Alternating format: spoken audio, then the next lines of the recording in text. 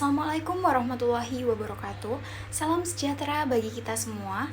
Sebelumnya, saya ucapkan terima kasih kepada dosen pengampu mata kuliah Manajemen Pemasaran Lanjutan yang telah memberikan kesempatan kepada kelompok kami untuk mempresentasikan hasil diskusi dari kelompok kami, serta teman-teman yang berbahagia.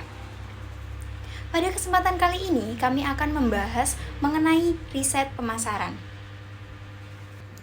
Perkenalkan, nama saya Dwi Zulaika dengan NIM 240810201115.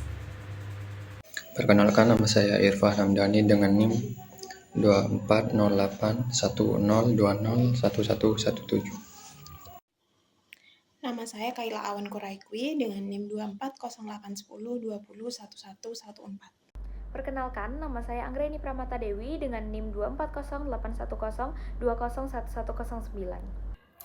Perkenalkan, saya Naila Salsabila Putri Syabani dari Program Studi S1 Manajemen dengan nomor induk mahasiswa 240810201113. Baik, pertama kita bahas dulu mengenai hakikat pemasaran sebelum pada pengertiannya. Jadi, pemasaran itu bukan cuma soal jualan aja, tapi lebih luas. Di dalamnya ada proses perencanaan, nentuin harga, promosi, sampai distribusi barang ataupun jasa, bahkan ke idenya. Tujuannya apa? Supaya terjadi pertukaran yang saling menguntungkan baik buat individu maupun organisasi. Contoh gampangnya gini, misalnya kita jual makanan, kita nggak cuma mikirin masaknya aja, tapi juga harus mikirin harga yang cocok, cara promosi, dan gimana caranya makanan itu bisa sampai ke pembeli dengan baik. Nah, seorang manajer pemasaran itu pegang prinsip tepat. Ada 6 hal yang harus tepat. Yang pertama, produknya harus tepat. Misalnya, anak muda lebih suka es kopi susu daripada kopi hitam pahit. Jadi, kalau mau laku, produknya harus sesuai selera konsumen. Yang kedua, konsumennya harus tepat. Contohnya, kalau kita promosiin jilbab, lebih cocok di Instagram daripada di koran. Karena target konsumennya tuh lebih banyak di sana gitu. Dan yang ketiga, itu adalah tempatnya yang tepat. Misalnya, kita jual es teh jumbo, itu bakal laku banget kalau dijual di depan kampus, bukan di daerah yang dingin. Lanjut ke yang keempat, yaitu waktu yang tepat. Misalnya, jas hujan. Kita jualan jas hujan, paling laku dijual pas musim hujan, bukan pada saat musim kemarau. Dan yang kelima, harga yang tepat. Contohnya, paket hemat 15.000 itu buat mahasiswa. Itu tuh jadi menarik banget karena sesuai kemampuan target pasarnya. Dan yang terakhir, promosi yang tepat kayak diskon plus gratis ongkir pas tanggal cantik misalnya. Untuk yang akan datang nih 99 gitu. Itu bikin orang lebih tertarik buat membeli. Kalau menurut Apri Budianto tahun 2013, pemasaran itu adalah upaya untuk memenuhi kebutuhan dan keinginan konsumen, tapi dengan cara yang tetap ngasih keuntungan. Jadi nggak cuma konsumen aja yang senang, tapi produsen juga diuntungkan. Contoh sederhananya, misalnya warung makan mahasiswa. Mereka kasih porsi nasi yang lumayan banyak dengan harga yang murah. Mahasiswa senang karena kenyang dan murah. Pedagang juga untung karena banyak pembelinya yang datang. Jadi asumsinya tuh seperti itu.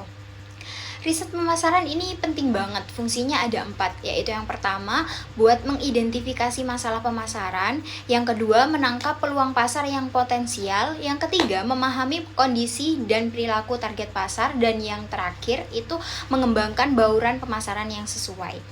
Nah, contoh nyatanya itu misalnya ada usaha minuman kekinian. Dengan riset mereka bisa tahu tren yang lagi rame itu apa, target konsumennya siapa, dan gimana cara promosi yang paling pas. Yang terakhir ada tantangan di masa depan. Yang pertama adalah cyber marketing. Sekarang riset pemasaran udah makin erat hubungannya sama internet. Misalnya, banyak perusahaan pakai data dari media sosial buat tahu selera konsumen. Yang tantangan kedua itu respondenasi. Sekarang makin susah dapetin responden buat isi survei. Orang sekarang makin malas atau nggak punya waktu buat ngisi kuesioner. Jadi pemasar harus cari cara yang lebih kreatif biar tetap bisa dapat data yang dibutuhin. Selanjutnya, saya akan menjelaskan lebih mendalam mengenai peranan dari riset pasar dan bagaimana teknologi berkontribusi dalam meningkatkan efektivitas dari riset pasar. Poin pertama dari peranan riset pasar yaitu mengetahui sejauh mana peran atau posisi produk dan jasa yang sedang ditawarkan di mata konsumen. Jadi maksud dari poin ini yaitu perusahaan dapat mengetahui melalui riset pasar apakah produk dan jasa yang sedang ditawarkan sudah sesuai dengan kebutuhan konsumen atau masih perlu penyesuaian. Yang kedua yaitu perusahaan dapat mengevaluasi keberhasilan dan ketidakberhasilan dalam model bisnis yang sedang diterapkan. Dengan begitu, perusahaan dapat belajar dari kekurangan dan memperbaiki strategi yang kurang tepat. Poin yang terakhir yaitu menyuarakan kebutuhan pelanggan. Pada poin ini, riset pasar juga bisa menjadi jembatan antara pelanggan dan perusahaan agar perusahaan mengetahui apa yang sebenarnya dibutuhkan oleh pelanggan baik dari segi produk maupun layanan. Adapun peran teknologi dalam penerapan riset pasar, yaitu pada tahap pertama atau proses pengumpulan data, menggunakan teknologi, proses pengumpulan data akan lebih cepat dan data yang didapat akan lebih mendalam. Yang kedua, data akan dianalisis dengan akurat dan efisien dan akan menghasilkan keputusan yang sangat strategis. Selain peranan yang telah dijelaskan, riset pasar juga memiliki 3 aspek penting yang dapat menjadi landasan dalam penerapannya, yaitu deskriptif, diagnostik, dan prediktif. Aspek pertama yaitu deskriptif atau mengumpulkan dan menyajikan data. Data yang diperoleh pada aspek ini menggambarkan kondisi pasar, perilaku konsumen, dan tren yang sedang berlangsung pada pasar. Aspek kedua yaitu diagnostik atau menjelaskan data dan tindakan. Data yang telah diperoleh pada tahap sebelumnya akan dianalisis untuk menjelaskan penyebab dari suatu fenomena terjadi. Aspek ketiga yaitu prediktif atau memperkirakan dampak keputusan. Data yang telah diperoleh pada 2 tahap sebelumnya akan membantu menjadi dasar dalam memproyeksikan arah perkembangan pasar di masa depan. Selanjutnya, di sini ada awal mula kemunculan dari riset pasar. Riset pasar mulai berkembang pesat setelah Perang Dunia Kedua, di mana perusahaan mulai menyadari pentingnya menyesuaikan produk dengan kebutuhan konsumen. Adapun peneliti pasar atau organisasi riset dapat berasal dari berbagai pihak. Strukturnya tergantung dari ukuran perusahaan dan bentuk organisasinya. Contohnya, pada perusahaan yang berukuran kecil, biasanya riset pasar dapat dilakukan oleh individu, baik menjadi tugas utama maupun rangkap dengan tugas lain. Lalu, pada perusahaan yang berukuran besar, biasanya dibentuk departemen khusus yang berfokus pada kegiatan riset yang terstruktur. Adapun beberapa kategori dari bentuk organisasi riset. Yang pertama, berdasarkan aplikasi. Contohnya dibagi sesuai dengan jenis produk, merek, segmen, atau wilayah tertentu. Yang kedua, ada bentuk organisasi riset berdasarkan teknik penelitian. Contohnya melalui metode analisis statistik, model penjualan, wawancara, maupun kuesioner. Yang terakhir yaitu organisasi riset berdasarkan fungsi pemasarannya. Contohnya dibagi melalui analisis penjualannya, riset iklan, maupun perencanaan produknya. Lapangan atau pembagian riset pemasaran. Marketing riset ataupun riset pemasaran adalah proses sistematis untuk mengumpulkan, menganalisis, dan menginterpretasikan data yang berkaitan dengan masalah serta peluang pemasaran. Tujuannya untuk memberikan dasar pengambilan keputusan yang akurat dan berbasis data, membantu manajemen memahami pasar, konsumen, dan pesaing. Manfaatnya antara lain adalah mengurangi ketidakpastian keputusan bisnis, menemukan peluang baru, mengevaluasi efektivitas strategi pemasaran yang telah dijalankan. Oke, selanjutnya adalah bidang utama riset pemasaran. Riset pemasaran mencakup beberapa bidang utama yang terkait dengan bauran pemasaran atau 4P dan analisis pasar. Antaranya adalah riset pasar dan permintaan, analisis, ukuran, potensi, tren pertumbuhan, dan peramalan permintaan pasar. Contohnya yaitu survei permintaan minuman sehat dalam 1 tahun ke depan. Yang kedua, riset konsumen dan perilaku, yaitu profil, kebutuhan, preferensi, motivasi, dan tingkat konsumen dan tingkat kepuasan konsumen. Contohnya yaitu focus group discussion tentang faktor loyalitas merek. Selanjutnya adalah riset produk dan merek. Ide produk, uji konsep, evaluasi kemasan, ekuitas merek. Contohnya yaitu uji preferensi desain kemasan baru versi lama. Selanjutnya riset harga, analisis sensitivitas dan elastisitas harga. Contohnya yaitu survei kesediaan membayar untuk paket premium. Selanjutnya yaitu riset distribusi dan saluran. Evaluasi saluran, distribusi, lokasi retail, dan operasional perantara. Contohnya yaitu analisis lokasi toko menggunakan GIS. Dan selanjutnya riset promosi dan komunikasi. Uji efektivitas iklan, bauran media, promosi penjualan. Contohnya yaitu pra-uji iklan TV untuk mengukur ad recall. Selanjutnya adalah riset penjualan dan tenaga penjual, yaitu kerja tim penjualan, kota, dan wilayah. Contohnya analisis produktivitas penjualan dan penentuan wilayah kunjungan. Yang terakhir adalah riset persaingan dan positioning, yaitu pemetaan pesaing, benchmarking, dan citra merek. Contohnya yaitu peta persepsi merek dibandingkan pesaing utama. Pentingnya pembagian bidang riset. Setiap bidang memberikan data spesifik untuk pengambilan putusan yang lebih tajam. Manajemen bisa menentukan fokus penelitian berdasarkan permasalahan, yaitu penjualan stagnan, yaitu fokus pada distribusi dan promosi, dan peluncuran produk baru, yaitu fokus pada riset produk dan konsumen. Kombinasi bidang membantu memahami situasi pemasaran secara menyeluruh. Selanjutnya, prosedur riset pemasaran. Prosedur riset pemasaran adalah tahapan sistematis mulai dari identifikasi masalah hingga penyusunan laporan. Tujuannya agar proses penelitian berjalan terarah, menghasilkan informasi yang relevan, akurat, dan dapat digunakan untuk pengambilan keputusan. Tahapan prosedur riset pemasaran. Tahapan utama yang digunakan adalah yang pertama, identifikasi dan perumusan masalah. Menentukan masalah atau peluang pemasaran yang perlu diteliti. Contohnya penjualan turun di segmen tertentu.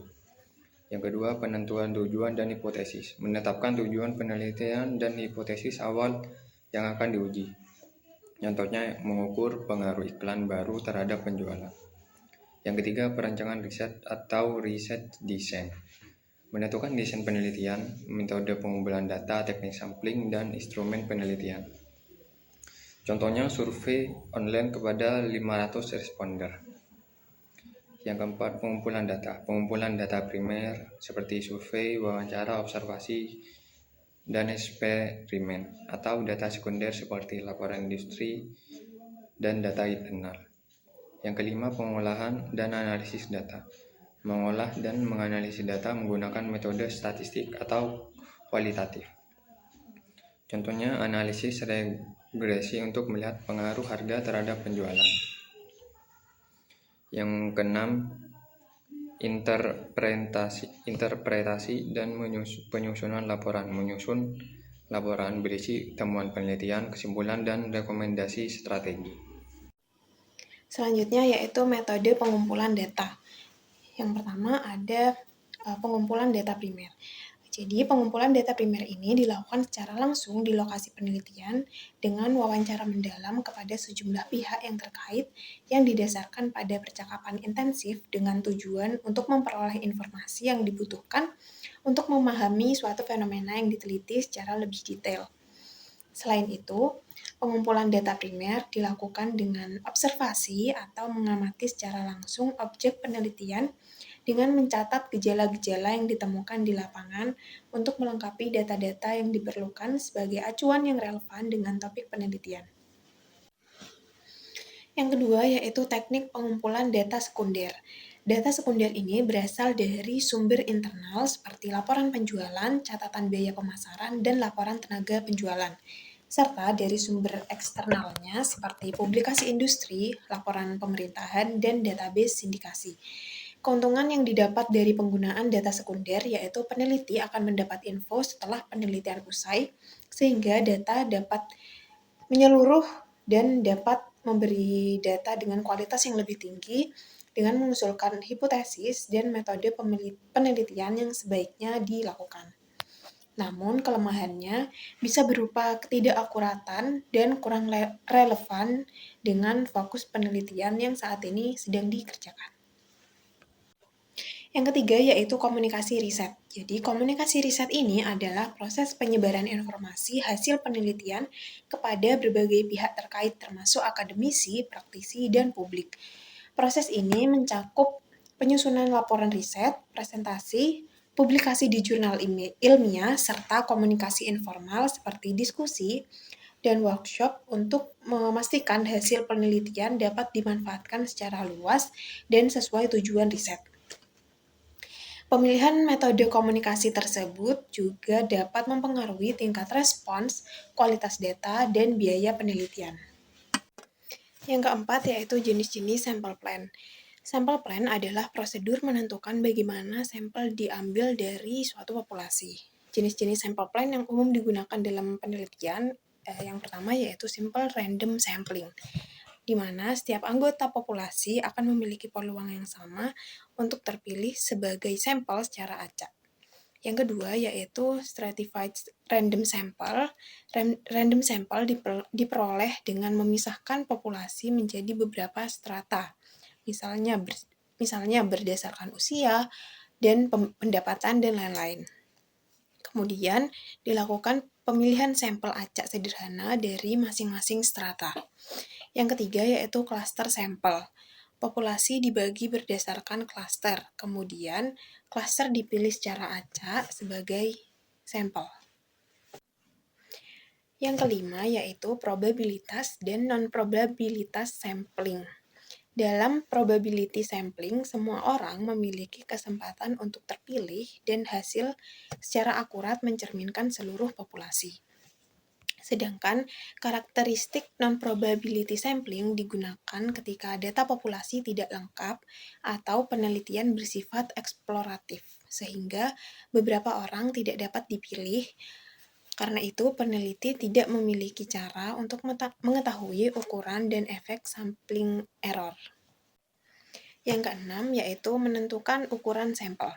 Ukuran sampel ditentukan berdasarkan tujuan penelitian, populasi, metode analisis, dan tingkat kepercayaan yang diinginkan agar hasil dapat representatif dan valid. Semakin tinggi akurasi yang diinginkan, maka semakin besar pula ukuran sampel yang dibutuhkan.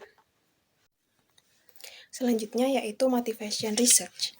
Dalam mengadakan market research dengan cara biasanya menginterview langsung kepada konsumen, seringkali tidak diberikan jawaban yang sungguh-sungguh oleh konsumen. Dalam banyak hal, konsumen tidak mampu bahkan tidak mau memberi keterangan yang sebenarnya.